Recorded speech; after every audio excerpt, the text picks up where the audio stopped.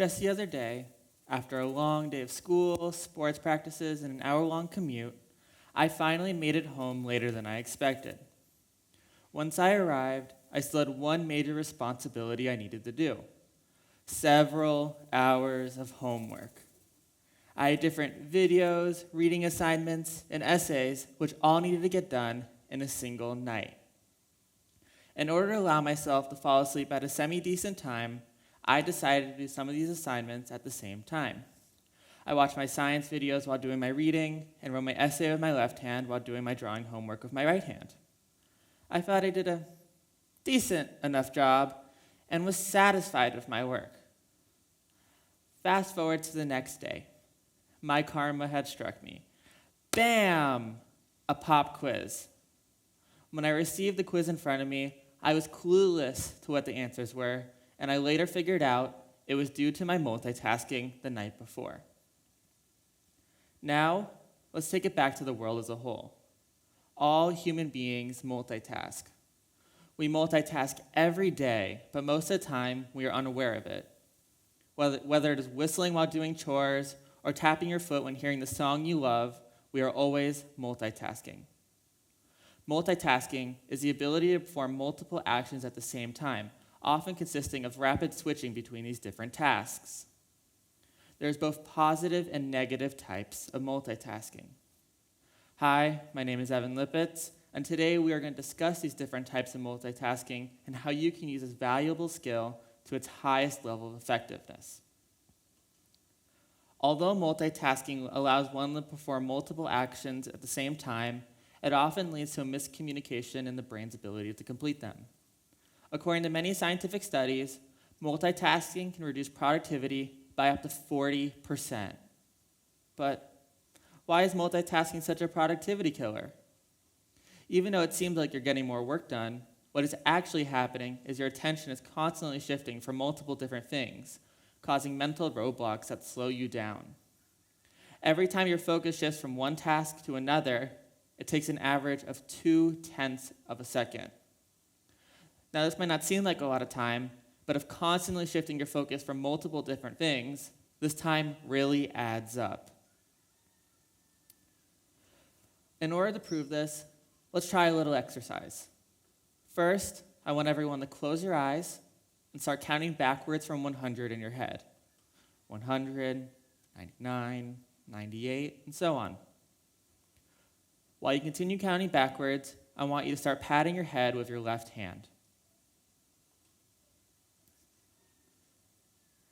Now, I'm going to give you some math problems for you to solve and answer aloud. But remember, don't lose focus on counting backwards or on patting your head.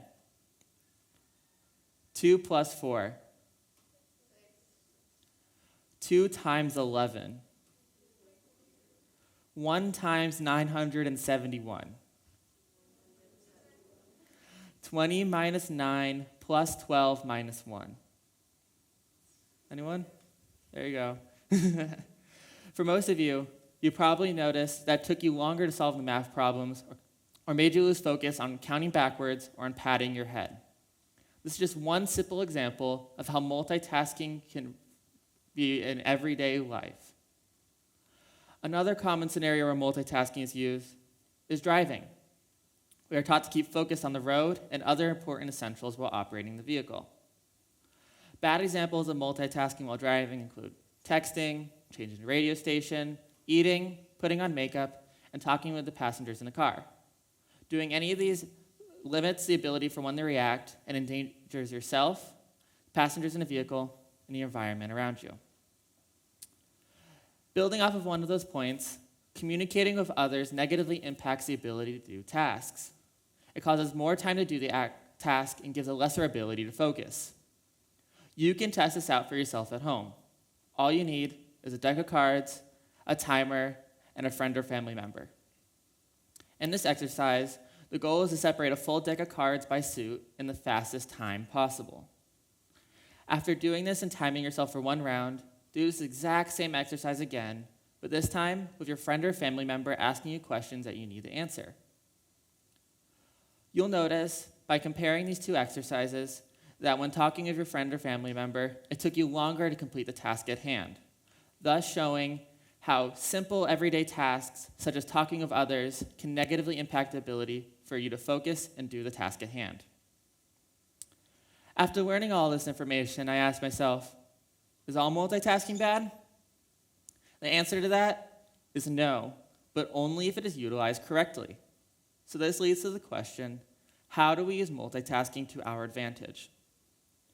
The majority types of positive multitasking involve the usage of the different sensory elements, which include sight, taste, touch, smell, and hearing. Although some of the tips I'll present today may be helpful for some people, they may not be as helpful for you. It's important to test them out on your own and see which ones help improve your productivity and efficiency. Auditory assistive tools, such as audiobooks, are really helpful to understand the information. They are used to listen to while reading along with the text and allows your brain to keep up with what you're reading. Personally, I find that when I use this technique, I am able to understand what the piece of writing is trying to convey in a quicker time. Another positive multitasking strategy through hearing is music. This has been a highly debated topic over the past decade, and before researching this, my original opinion was that music would be distracting when trying to study or do homework. I thought that the lyrics, catchy beats, and interesting sounds would leave my attention elsewhere. Although this may have been my original opinion, I was surprised by the new overall consensus. According to a study from Stanford University, music makes the brain pay attention, improves the brain's ability to perform simple mind functions, and according to other scientific studies, when test takers listen to music during their exams, the average time to take the test improved. If you decide to use this strategy, song choice is pivotal.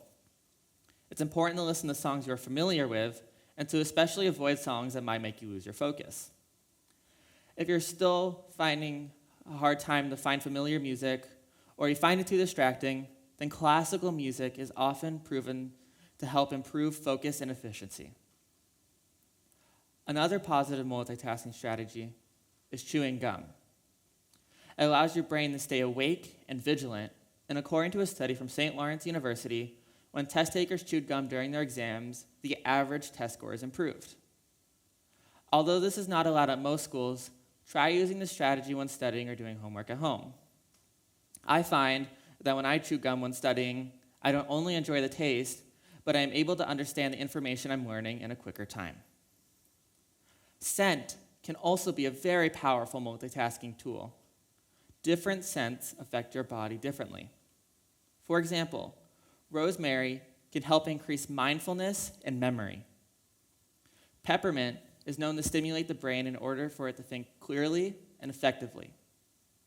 Another popular one is lavender.